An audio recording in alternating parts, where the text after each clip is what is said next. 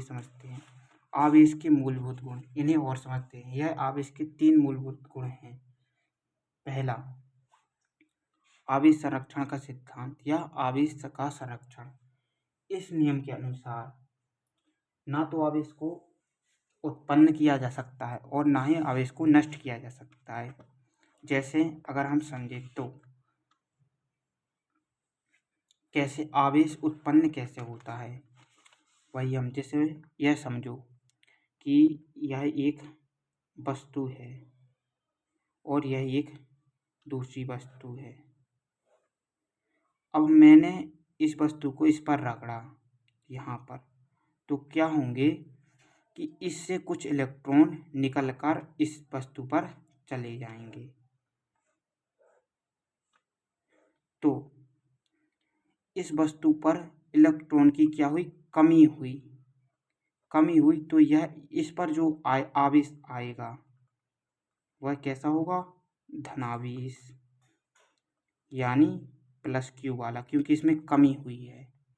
और इस वस्तु पर जो आवेश आएगा तो वह इस पर आएगा ऋणावेश, क्योंकि इस पर आवेश में वृद्धि हुई है। मान लो पहले घर्षण करने से पहले इसमें थे 18 इलेक्ट्रॉन और इसमें थे 20 इलेक्ट्रॉन। तो जब यह 4 इलेक्ट्रॉन निकल गए तो इसमें कितने बचे, 14 इलेक्ट्रॉन। और इसमें जब 4 इलेक्ट्रॉन पहुँच गए तो यह 24 इलेक्ट्रॉन हुआ। यानी इसमें जब कमी हुई तो प्लस का चिन्ह आया और +Q धनावेश, इसमें ऋणावेश। यानी ना तो अपन ने आवेश को नष्ट किया है, यानी यहाँ से ना तो हमने आवेश को नष्ट किया है और ना ही यहाँ पर आवेश को उत्पन्न किया है। वह आवेश यहाँ से यहाँ पहुँच गया है। यानी कहने का मतलब यह निकला कि ना तो आवेश को नष्ट किया जा सकता है और ना ही आवेश को उत्पन्न किया जा सकता है। आया समझ में? चलो अब आगे दूसरे नियम को समझते हैं। दूसरा नियम है आवेश का क्वांटमीकरण। इसका मतलब है कि पहले परिभाषा देखते हैं। प्रत्येक आवेशित पदार्थ पर आवेश की मात्रा एक इलेक्ट्रॉन पर आवेश की मात्रा के पूर्ण गुणज के रूप में होती है। यानी अगर समझो तो इस प्रकार, जैसे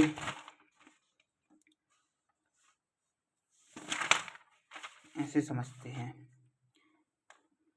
यह एक चालक तार है और समझ लो इसमें 10 वोल्टेज का करंट बहता है। तो अगर मैं इसे इतने भाग में काट दूं या इतने भाग में काट दूं, 1 2 3 4 5 6, तो यह हमेशा इसमें इस रूप में होगा कि या तो इस वाले बॉक्स में 1 वोल्टेज होगा या 2 वोल्टेज होगा या 3 वोल्टेज होगा या 4 वोल्टेज।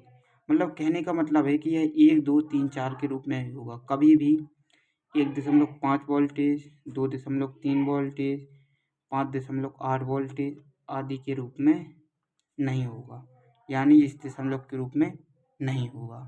आया समझ में? इसी प्रकार से यह दूसरा नियम निपट जाता है। इसका एक सूत्र भी है, Q बराबर ±N।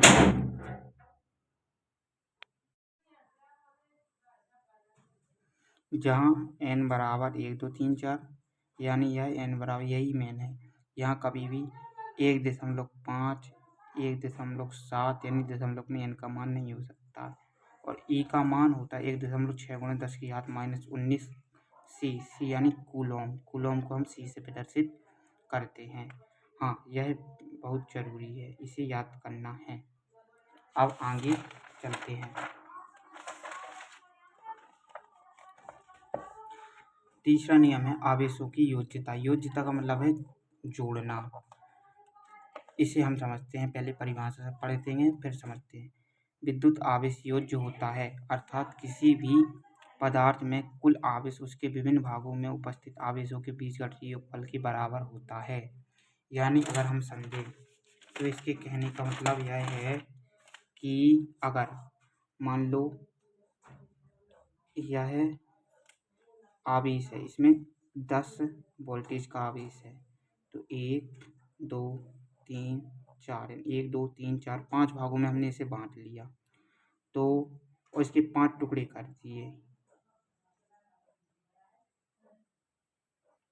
यानी एक टुकड़ा, यह दूसरा, यह तीसरा, यह चौथा, यह पांचवा। ठीक है।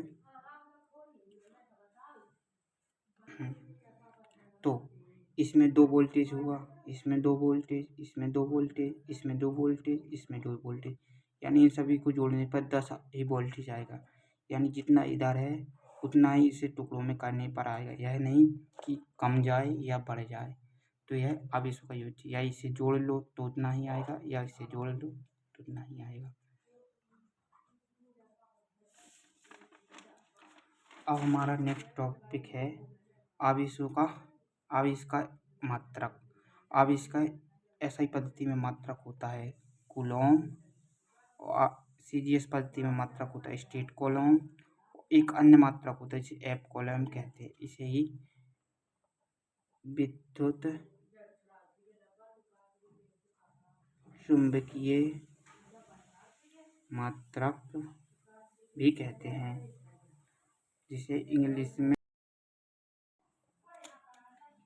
यह संबंध है, यह बहुत जरूरी है। एसआई पद्धति और सीजीएस पद्धति में संबंध, 1 कूलॉम बराबर 3 × 10⁻9 स्टेट कूलॉम होता है।